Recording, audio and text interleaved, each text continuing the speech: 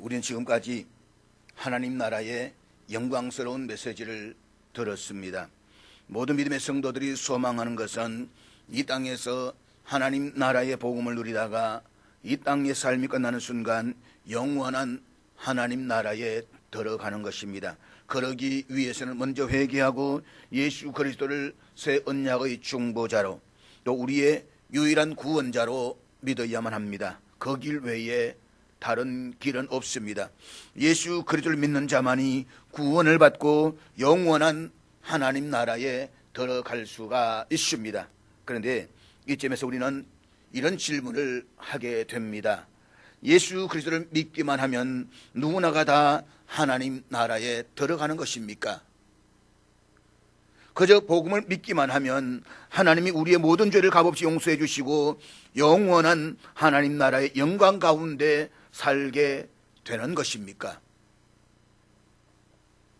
한국교회는 예수 그리스도를 믿기만 하면 의롭게 되어 구원을 받는다는 이신칭의의 교리를 중요하게 가르쳐 왔습니다. 이 교리는 타락한 중세 로마 가톨릭 교회의 면죄부를 비롯한 행위신앙에 반대해서 오직 믿음으로 솔라피데라는 모토를 가지고 종교개혁자들이 강조했던 신앙입니다. 그리고 이 교리는 오직 믿음으로 말미암아 살리라고 하는 로마서 1장 17절의 근거를 두고 있는 지극히 성경적인 가르침이기도 합니다. 그런데 문제는 우리들 주변에 보면 스스로 그리스도인이라고 말하지만 그의 삶이 믿음과 유리된 채 도덕적으로 낮은 윤리 생활을 하면서 세상의 조롱과 지탄을 받는 사람들이 있습니다. 저게 목사라고, 저게 집사라고, 저게 장로라고, 저게 교인이라고. 그런 불구하고 저들은 자신은 예수 그리스도를 믿기 때문에 의롭게 되었으며 장차 하나님 나라에서의 영광을 누리게 될 것이라고 생각합니다. 한마디로 말해서 회개와 진정한 삶의 변화가 없이 그저 믿었으니까 천국행 티켓을 받았다라고 생각하는 사람들이 있습니다. 이들로 인해서 복음의 참된 가치가 왜곡되고 복음을 값싸게 만들어 버렸습니다. 값싼 이신칭의가 한국교회의 성공과 번영의 신앙을 낳았고 복음의 본질을 왜곡시키는 상황에까지 이르게 된 것입니다. 사랑하는 여러분, 오직 믿음으로 의롭다함을 받는다는 이신칭의의 교리는 성경의 중요한 가르침입니다. 그러나 믿음으로 의롭게 된 자들에게 자연스럽게 따라와야 할 성령 안에서 거듭남의 삶인 성화의 삶도 성경이 중요하게 가르치고 있습니다. 더구나 요한복음 15장 2절 말씀에 보면 예수님께서 이렇게 말씀하시는데 우리 다 같이 읽도록 하겠습니다. 15장 2절 같이 읽습니다. 시작. 물은 내게 붙어 있어 열매를 맺지 아니하는 가지는 아버지께서 그것을 제거해 버리시고 무릇 열매를 맺는 가지는 더 열매를 맺게 하려 하여 그것을 깨끗하게 하시느니라. 우리가 이어지는 5절을 보게 되면 여기에서 포도나무는 예수님을 가리키고 가지는 성도들을 가리킨다라고 말씀을 합니다. 따라서 포도나무인 예수님께 붙어있다라고 해서 모든 가지가 다 열매를 맺는 것은 아닙니다. 그리고 성도라고 불리면서 주님의 공동체 안에 속해 있다라고 해서 모두가 다 구원을 받는 것도 아닙니다. 그러므로 성도라고 한다면 하나님께서 기뻐하실 만한 아름다운 신앙의 열매를 맺어야만 합니다. 가지가 해야 하는 중요한 사명은 그에 합당한 열매를 맺는 것입니다.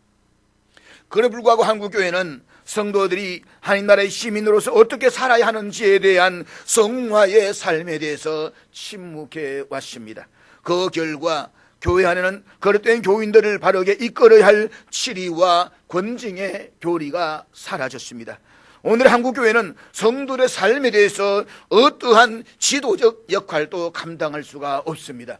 교인들이 잘못했습니다. 도덕적으로 윤리적으로 문제가 있습니다. 그러나 그 교회에 대해서 교회가 그 교인에게 한마디도 말을 못합니다. 왜요? 떠나갈까 봐. 어쩌면 이것이 오늘의 한국교회와 교인들이 세상으로부터 비난과 책망을 듣게 된 하나의 이유라고 말할 수가 있습니다. 사랑하는 여러분, 건강한 믿음은 하나님의 말씀에 대한 올바른 반응과 수용입니다. 우리가 하나님 나라의 복음을 받았습니다. 그리고 그 복음을 믿었습니다. 그렇다면 우리의 믿음을 보다 굳건하게 하기 위해서 이신칭의의 신앙에서 성화의 삶으로 나아가야만 합니다. 다시 말해서 이신칭의가 우리 신앙의 바운더리 밑거름이라고 말한다면 그 밑거름 성장한 우리는 마땅히 아름다운 삶의 열매를 만들어 가야 된다는 것입니다. 하나님의 통치와 다스림을 받고 영원한 하나님 나라를 소망하는 사람들은 하나님의 명령을 지킴으로써 성령 안에서 거룩한 삶을 살아드리는데 자신을 온전히 드려야만 합니다. 이것이 말씀에 대한 건강한 반응과 수용입니다. 이것이 없다면 그런 성령 안에서 참된 복음을 누리는 성도라고 말할 수가 없습니다. 그렇다면 하나님 나라를 소망하는 성도들이 이 땅의 삶에서 지켜야 할 삶의 기준이 무엇입니까? 물론 그것은 하나님의 말씀인 성경입니다. 그런데 성경 전체를 이야기하면 그 내용은 방대합니다. 성경에 기록된 많은 규례들을 다 기억한다라고 하는 것은 결코 쉬운 일이 아닙니다. 그래서 하나님께서는 우리들에게 당신의 말씀을 보다 분명하게 기억할 수 있도록 요약된 형식으로 제시하셨습니다. 그것이 바로 십계명입니다. 우리가 십계명을 알아야 하고 또 십계명을 지켜야 하는 이유가 바로 여기에 있습니다. 그래서 오늘도 우리는 믿음의 여정으로서 다음 단계라고 말할 수 있는 하나님 나라를 소망하는 사람들이 마땅히 살아들여야 할 삶의 기준이 되는 십계명에 대해서 함께 같이 살펴보려고 합니다. 애굽에서 430년 동안 노예 생활하던 이스라엘 백성들은 하나님의 보호하심과 이끄심으로 출애굽한 지 2달 만에 시내 광야에 도착을 합니다. 하나님께서 이스라엘 백성들을 선택하시고 광야로 이끄신 것은 저들이 다른 민족들보다 더 잘나거나 위대해서가 아닙니다. 저들은 세상 사람들이 거들떠보지도 않는 가장 억압받는 천한 노예 출신들이었습니다. 그래 불구하고 하나님이 저들을 선택하신 것은 저들을 모든 민족 중에서 하나님의 특별한 소유가 되게 하시고 하나님께 대해서 제사장 나라로 삼으시기 위해서였습니다.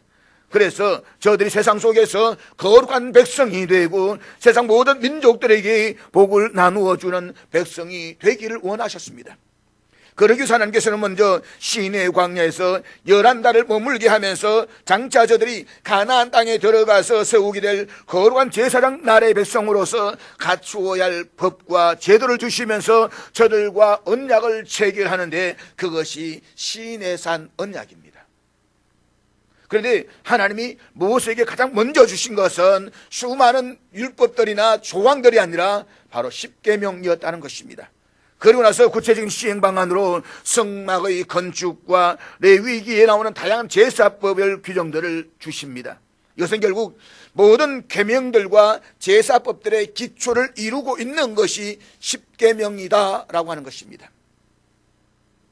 하나님께서는 광야 40년 동안 이스라엘 백성들의 삶을 축복하시고 만나를 주셨습니다. 거친 광야를 거들어가는 그들 앞에 생수를 허락해 주시고 광야에서의 모든 필요한 것들을 친히 공급해 주셨습니다. 그럼에도 불구하고 저들은 더 갖지를 못함에 불평했습니다. 더 누리지 못함에 원망했습니다. 저들은 끊임없이 하나님을 향해 원망했고 범죄했습니다. 결국에는 모세가 시내산에서 하나님의 말씀을 받고 있는 동안에 금송아지 우상을 만들어 놓고 거기에다가 절을 했습니다. 뿐만 아니라 이스라엘 백성들은 가데스 바네아에서 결정적인 죄를 범하게 됩니다. 가데스 바네아에서 하나님께서는 이스라엘 백성들에게 가나안 땅을 향해서 진군하라고 명령하십니다. 그러나 이스라엘 백성들을 우기면서 우리가 들어갈 땅을 먼저 정탐하겠다라고 합니다. 하나님께서는 저들이 자신들의 뜻대로 하도록 허락하셨습니다. 저들이 40일 동안 정탐하고 돌아온 그 땅은 하나님께서 약속하신 대로 기름지고 풍요가 넘치는 땅이었습니다. 문제는 하나님의 약속이 이처럼 사실이었음에도 불구하고 정탐꾼들은 믿음과는 전혀 상관없이 자기 판단에 따른 결정을 해버리고 말았다는 것입니다. 그리고 저들은 이렇게 보고를 합니다. 그 땅의 사람들은 키가 너무 크고 장대해서 우리 민족이 그 사람들 앞에 서니까 마치 메뚜기와 같았습니다. 우리 실력은 도저히 저들을 무찌를 수가 없습니다. 이 보고를 듣고 모든 백성들이 절망하면서 소리쳤습니다. 소동했습니다. 매장지가 없고 죽을 곳이 없어서 우리를 이곳으로 인도했느냐라고 하면서 모세를 대들었습니다. 심지어 믿음의 말을 하는 여호수아와 갈렙을 돌로 쳐 죽이려고 했습니다.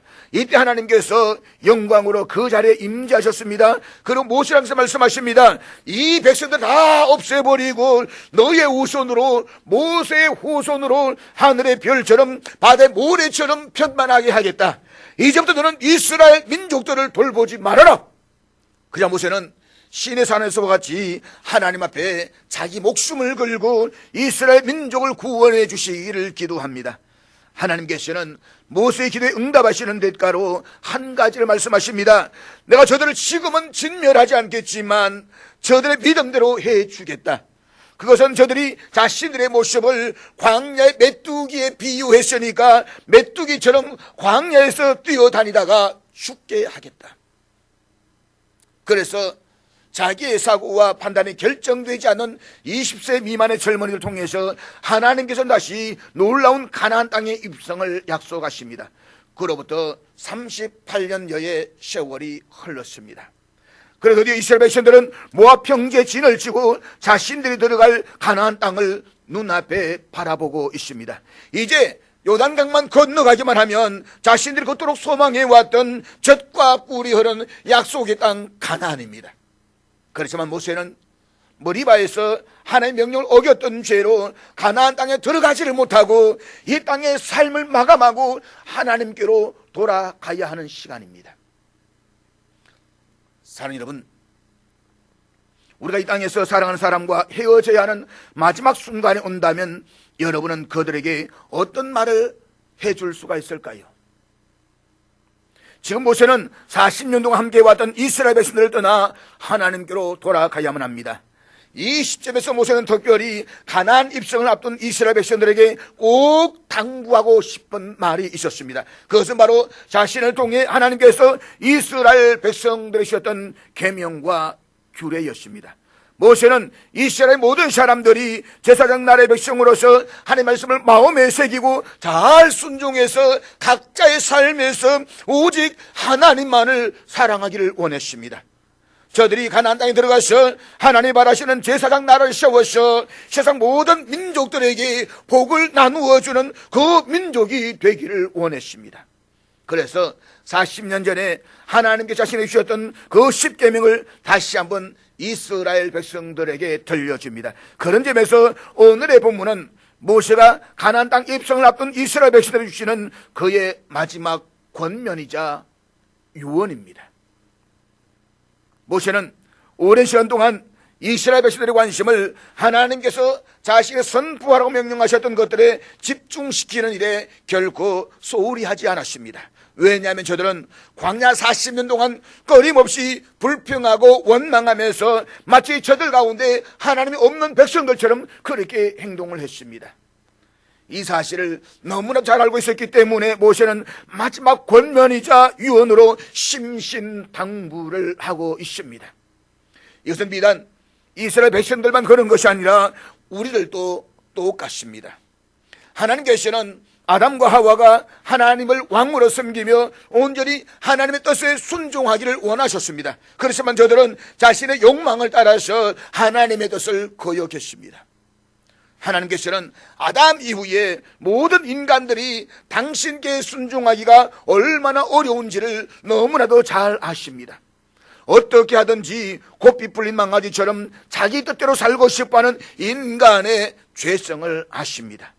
인간들의 생각과 마음이 하나님을 떠나 허망한 것에 있다는 것도 아십니다. 죄에 오염된 인간은 주위에서 말씀하지 않으면 자신의 욕망을 따라서 제 갈 길로 가버리는 존재들입니다.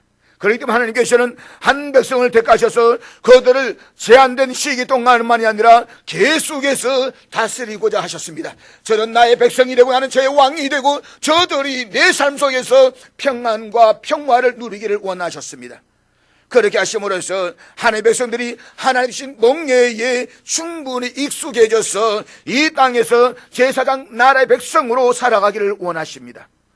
지금도 하나님은 교회 안에서 같은 일을 하고 계십니다. 우리를 택하셔서 하나님의 통치와 다스림을 받는 가운데서 세상과 구별된 삶을 살기를 원하고 계십니다. 대부분의 부모들은 자녀들을 가르칠 때에 한 번 말해서 알아듣기를 바랍니다. 그렇지 못했을 때 부모는 자녀들이 야단을 치면서 아마 이렇게 이야기할 것입니다. 너는 어떻게 말귀를 그렇게 못 알아듣냐?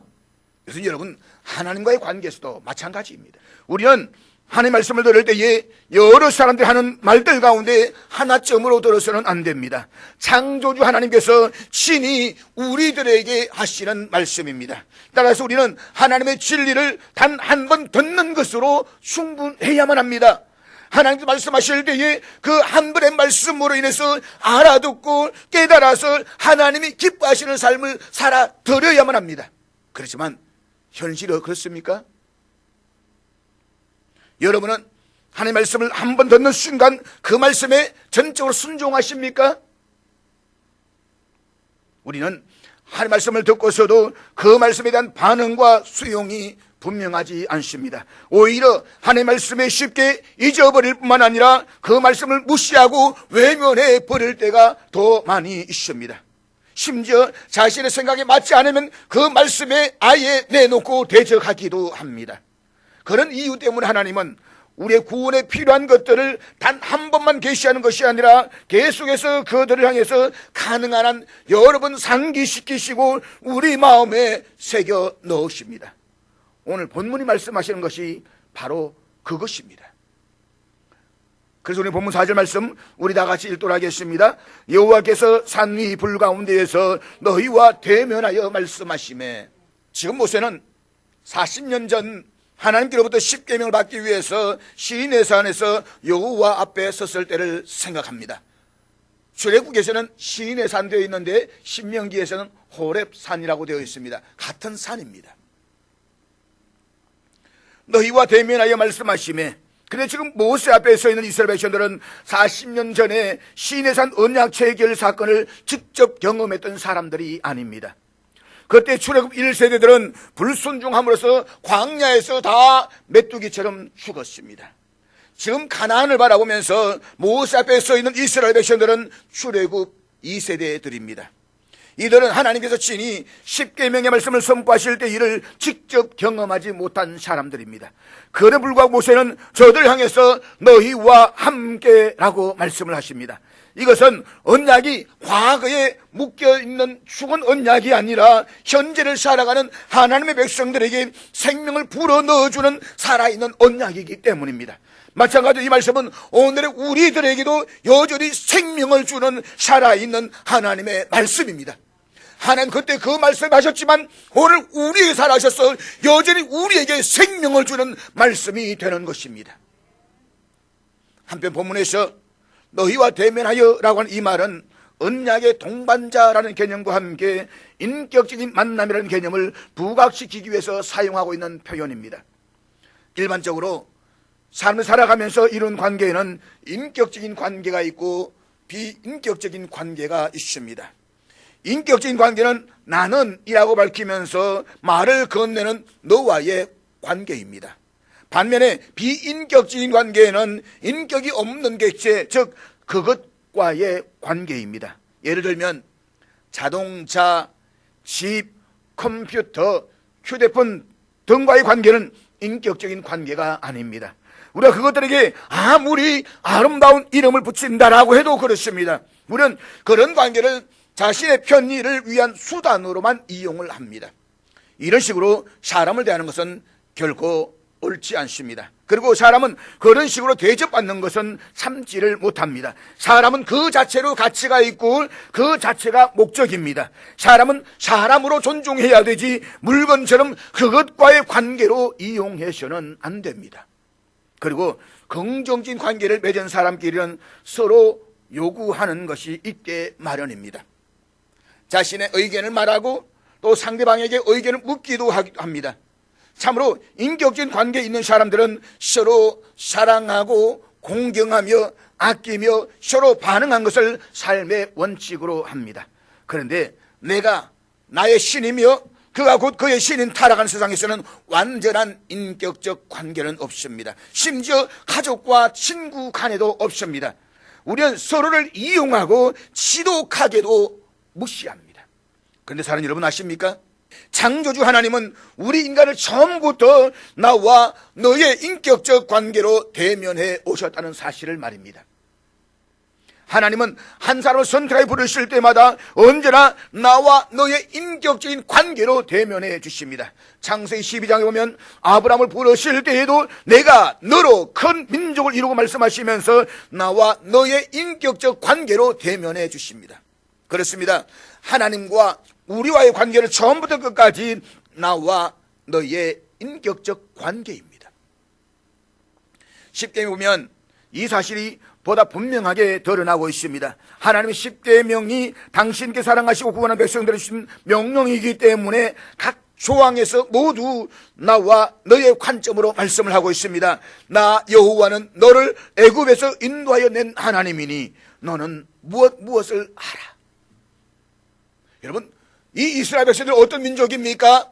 애굽에서 430년 동안 노예를 살았던 민족들입니다. 어느 누구도 인격적으로 대해 주지를 않습니다. 그 당시엔 노예는 물건보다 더 못했습니다. 개나 소나 돼지보다 더 못했던 존재가 노예들이었습니다. 그 노예들을 불러가지고 내가 너와 함께 한다라고 말씀하시면서 인격적 관계로 대면해 주십니다. 마찬가지입니다. 우리는 세상 속에서 버림받은 존재들입니다.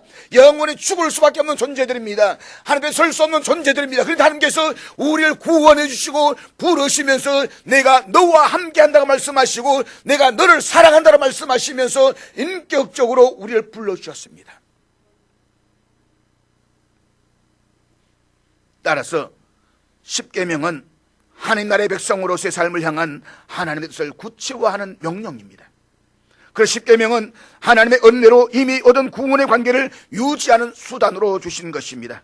다시 말해서 너희들이 이 계명을 지켜라, 그럼 내 민족이다 라고 하는 것이 아니라 하나님께서 먼저 불러주셨습니다. 세우셨습니다. 그리고 하나님의 관계 속에서 인격적인 관계로 이끌어가기 위해서 주신 것이 십계명이라는 것입니다. 우리가 구원받았습니다. 영원한 하늘을 소망하고 있습니다. 그 소망은 우리가 하나님과의 관계를 보다도 친밀하게 하고 하나님과 관계 속에 살아가기 위한 수단이 무엇이냐? 바로 이 땅에서 성화의 삶을 살아가는 것입니다. 그 내용이 무엇입니까? 십계명이다라고 하는 것입니다. 그래서 하나님은 시인의 산에 이스라엘 백성들 주신 그대로 오늘 저와 여러분에게 이 십계명을 주십니다. 우리가 이 명령을 지킨다라고 하는 것은 마치 하나님의 마음을 감동시켜서 하나님 우리에게 무엇인가를 베풀어 주시기 위해서가 아닙니다. 하나님 사랑에 사랑으로 응답하는 것이 우리가 십계명을 지켜야 하는 가장 중요한 이유입니다. 내가 하나님을 사랑하십니까? 예, 사랑합니다. 그렇다면 하나님 관계 속에서 그분이 주신 언약을 우리가 지켜 행하는 것입니다. 그러므로 본문 3절에서 이스라엘 백성들에게 이렇게 말씀을 하는데 우리 3절 말씀 다 같이 읽도록하겠습니다. 본문에서 모세는 오늘 여기 살아있는 우리라는 단어를 강조하고 있습니다. 이것은 언약의 현재성과 생명력을 강조하는 말입니다. 즉 하나님이 십계명의 언약을 과거의 열조들과 맺으신 것이 아니라 지금 오늘 여기에서 설교를 듣고 있는 사람의 사실을 강조하고 있는 것입니다. 다시 말하면 하나님은 이스라엘의 조상들만 그분의 백성으로 삼으려 하지 않았다는 것입니다. 하나님은 당신의 계명이 40년이나 50년 동안만 유효한 것이 되게 하지도 않았습니다. 오히려 하나님은 그 언약이 선포되었을 때는 세상에 존재하지 않았던 오고는 모든 세대의 선택된 백성들과 더불어 함께 체결하셨습니다. 오늘 여기 우리와 말입니다. 그러므로 그러나 시내 산에 있지 않았기 때문에 그 산 위에 나타난 불을 보지 못했다라고 해서 이 계명의 권위를 외면하거나 무시해서는 안 됩니다.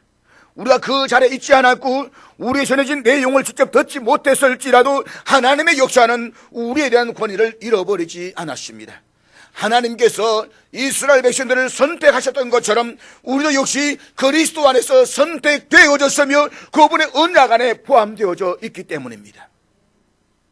따라서 우리는 하나님의 계명을 힘써 지켜야만 합니다.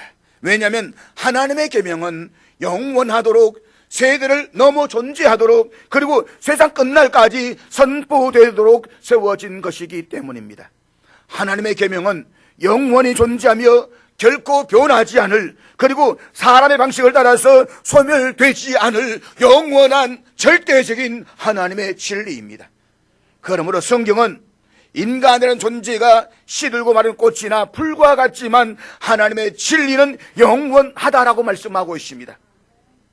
모세는 시내산에 모여있던 군중들에게 말했던 것이 아니라 모압 평지에 모였던 출애굽 2세들에게만 말했던 것이 아니라 오늘 여기 살아있는 온 세상, 저와 여를 향해서 지금 선포하고 있는 것입니다. 그렇다면 모세가 오늘 여기 살아있는 우리들에게 당부하고 있는 것이 무엇입니까?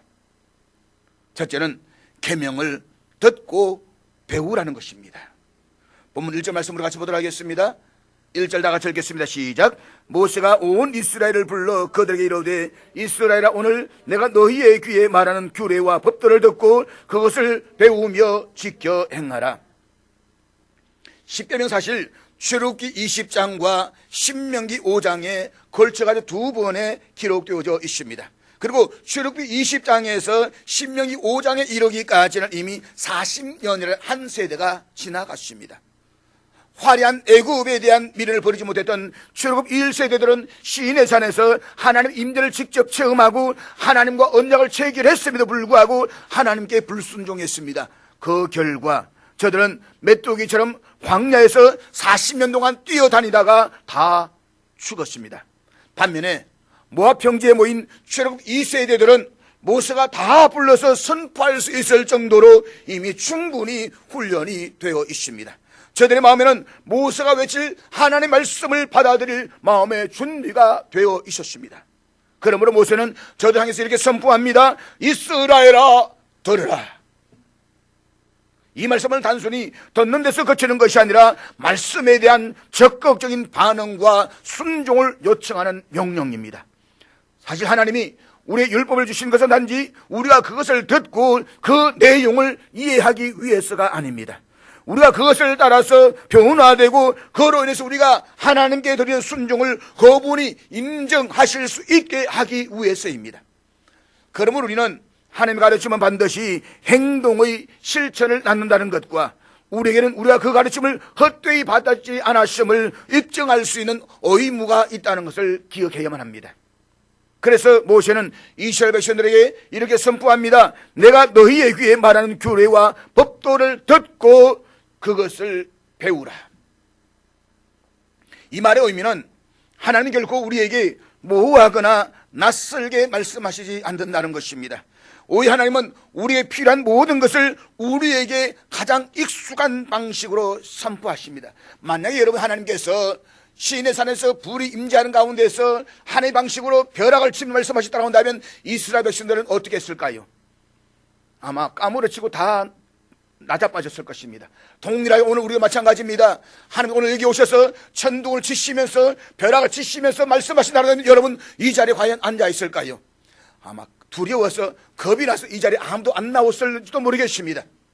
근데 하나님은 모세를 통해서 모세에게 귀에 들려주시고 그 모세의 입을 통해서 저들에게 들려주시는 것입니다. 동일하게 오늘 교회에서 하나님께서는 목사를 세워서 그를 통해서 말씀을 전하면서 쉽게 이해하게 해주신다라고 하는 것입니다. 그러므로 우리는 하나님 말씀 앞에서 말씀을 아주 귀하게 듣는 귀가 중요합니다. 그래서 하나님은 자신의 것을 분명하게 선포하기 위해서 친히 우리에게까지 내려오십니다. 그리고 모세의 입을 통해서 이스라엘 백성들의 귀에 대고 말씀을 하십니다. 한마디 하나님은 우리가 충분히 알아듣고 이해할 수 있는 수준으로 말씀을 하십니다. 그때 이스라엘 백성들이 받았던 가르침은 그들에게 아주 친밀한 방식으로 제공되었던 것입니다. 이것은 오늘의 우리들에게도 해당이 됩니다. 하나님은 우리가 이해할 수 있는 그 수준에서 말씀을 하십니다. 그래서 교회를 허락하시고 그 교회에 목사를 세우시고 그를 통해서 하나님의 말씀을 선포하게 하십니다. 그러므로 하나님의 말씀의 어려움을 핑계 삼아서 성경 가르침을 제대로 이해할 수 없다라고 해서는 안 됩니다. 왜냐하면 하나님은 오늘도 여전히 우리와 가까이 하시고 여러 방법으로 우리들에게 분명하게 말씀하시기 때문입니다. 우리가 하나님 향해서 귀를 털어막지만 않는다라고 한다면 결코 우리를 방치해 버려두지 아니하십니다. 그러므로 잊지 마십시오.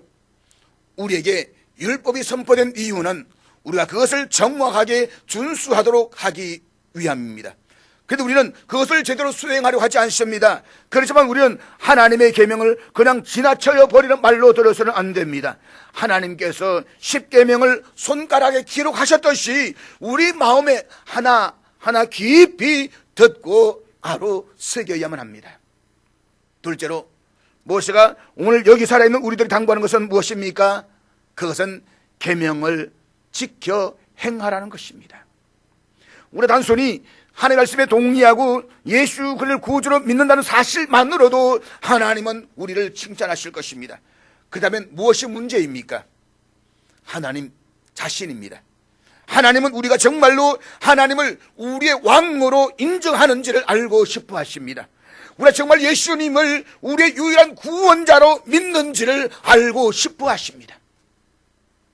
사랑하는 여러분, 우리는 단순히 하나님 우리가 말씀하시는 것을 연구만 해서는 안 됩니다. 우리는 우리의 욕망과 애착을 포기해야만 합니다. 그리고 모든 삶의 영역에서 오직 하나님만을 기쁘시게 해드리고 하나님의 통치와 다스림을 받기를 간구해야만 합니다. 그렇게 할 때 비로소 우리는 우리의 하나님이 우리 안에서 부르심에 합당한 지위를 얻으셨음을 증거할 수가 있습니다. 그리고 우리는 그와 같은 상태에 이르기 전에는 결코 하나님 나라의 백성으로서의 감격과 기쁨과 유익을 누리지 못할 것입니다. 그러므로 하나님 나라를 소망하는 사람들은 지켜 행하라는 이 말씀을 늘 마음에 깊이 새겨야만 합니다. 우리가 그래야 하는 이유는 우리가 하나님 말씀을 듣고 배울수록 은혜를 베푸시는 분이 하나님이시기 때문입니다. 그래 하나님은 왜 무엇 때문에 우리에게 그런 은혜를 베푸시는 것입니까? 그것은 우리의 삶이 변화되게 하기 위해서, 그리고 우리가 더 이상 과거와 같은 잘못을 저지르지 않게 하기 위해서 그렇게 하시는 것입니다. 그러므로 하나님의 은혜를 헛되이 받지 마십시오. 하나님의 은혜를 만홀히 여기지도 마십시오. 그것은 우리가 하나님의 계명을 힘써 지켜 행하는 것입니다. 모세가 10계명을 선포하기에 앞서서 서론격의 말씀을 하시는 이유가 여기에 있습니다. 그들은 율법을 듣고서 그것으로 자기들의 귀나 간질해서는 안 되고 그 말씀을 받아서 굳게 지켜야만 했습니다. 그리고 가나안 땅에 들어가서 제사장 나라의 백성으로서 흔들림 없이 살아가야만 했습니다. 사랑하는 여러분, 하나님과 우리와의 처지를 한번 생각해 보십시오. 전능하시고 무한하신 하나님 위해서 우리는 무능하고 유한한 존재입니다. 하나님은 어둠의 그림자도 없으신 거룩한 분이시지만 우리는 죄로 인해서 어둠만에 존재하는 타락한 존재입니다. 때문에 우리와 하나님 사이에는 무한한 거리가 있습니다. 그 하나님은 우리와 아무것도 합의하지 않고 일방적으로 하나님이 원하시는 것을 우리들에게 요구하실 수가 있습니다. 왜요? 하나님은 우리를 창조하신 분이시기 때문입니다. 그럼에도 불구하고 하나님께서는 자신을 낮추시고 시인의 산에 내려오셔서 이스라엘 백성들과 인격적인 관계로 언약을 맺으셨습니다. 뿐만 아니라 예수님께서는 하나님 나라의 보좌를 버리시고 낮고 낮은 천한 구유회로 내려오셨습니다. 하나님은 당신의 모든 권리를 다 내려놓으셨습니다. 하나님은 우리의 인도자와 구주가 되기 위해서 우리 곁으로 내려오셨습니다. 그리고 단지 우리를 다스리기를 원하십니다. 하나님은 우리를 아주 연약한 가족으로 받아들였습니다. 만약 우리가 하나님의 말씀을 듣는다라고 한다면 하나님은 기쁘게 우리의 왕이 되어 주실 것입니다. 아무런 조건 없이 우리의 삶을 책임져 주실 것입니다. 사랑하는 여러분, 우리가 하나님의 백성이 되어야 된다고 해서 하나님께 유익한 것이 무엇이 있을까요? 세상과 온 우주가 다 하나님의 것인데 하나님께 부족한 것이 무엇이 있을까요? 없습니다. 그래 불구하고 하나님이 우리를 찾아오시고 우리와 언약을 맺기를 원하시는 것은 지극히 우리를 사랑하시기 때문입니다. 이것밖에는 달리 설명할 길이 없습니다. 살아계신 하나님께서 이 정도까지 자신을 낮추시고 우리에게 영원한 구원을 주시려고 하십니다. 자신을 십자가에 내어주시기까지 우리를 사랑하시고 하나님 나라의 백성으로 삼기를 원하십니다. 그렇다면 우리도 우리의 모든 자랑과 교만을 포기하고 자신을 낮추어야만 합니다. 그렇지 않으면 우리는 그야말로 배은 망덕한 사람이 되고 말 것입니다. 그러므로 모세가 자신의 죽음을 앞에 두고 하나님이 이스라엘 백성을 맺으신 언약을 언급하는 것은 결코 공연한 일이 아닙니다. 그것은 무엇보다도 하나님의 선하심과 은혜를 알리려는 것입니다. 율법의 시대에도 그랬다고 한다면 오늘 우리에게는 더더욱 그래야 할 큰 이유가 있습니다. 왜냐하면 하나님은 그 옛날 이스라엘 백성들과 언약을 맺으시는 것에 그치지 않고 자신의 외아들을 보내시고 예전에 하셨던 것보다 훨씬 더 분명하게 확실하게 그리고 최대한 부드럽고 유화적인 방법으로 자신을 우리의 아버지와 구주로 알려주셨기 때문입니다. 하나님은 예수 그를 통해서 우리 당신의 마음을 그대로 다 보여주셨습니다. 내가 너희를 얼마나 사랑하는지, 내가 너희를 얼마나 원하는지 독생자 예수를 통해서 다 그대로 펼쳐주셨습니다. 그리고 예수님께서는 우리를 종이 아니라 노예가 아니라 친구로 부르겠다고 말씀을 하십니다. 그럼 우리는 하나님께 얼마나 많은 빛을 지고 있는지를 항상 헤아리면서 하나님만을 온전히 섬기기 위해서 힘써야만 합니다. 어떻게 해요? 바로 십계명이 우리에게 말씀을 하고 있습니다. 사랑하는 여러분, 하나님께서는 언약을 통해 선택된 백성들을 붙들어 주시고자 하십니다. 따라서 하나님이 적절한 방식으로 우리 곁에 다가오실 때에도 우리 역시 하나님을 향해서 나아가야만 합니다. 그리고 그렇게 나아간 자리에 머물러 있어야만 합니다. 그것이 바로 우리가 하나님이 주신 십계명에서 제시된 그 가르침을 따라서 거룩한 삶을 살아드리는 것입니다. 그러므로 우리가 십계명을 듣고 그것을 배우며 지켜 행해야 하는 가운데서 하나님의 뜨거운 열심을 만나고 하나님 나라의 복음을 누릴 수 있기를 주의 이름으로 축복합니다.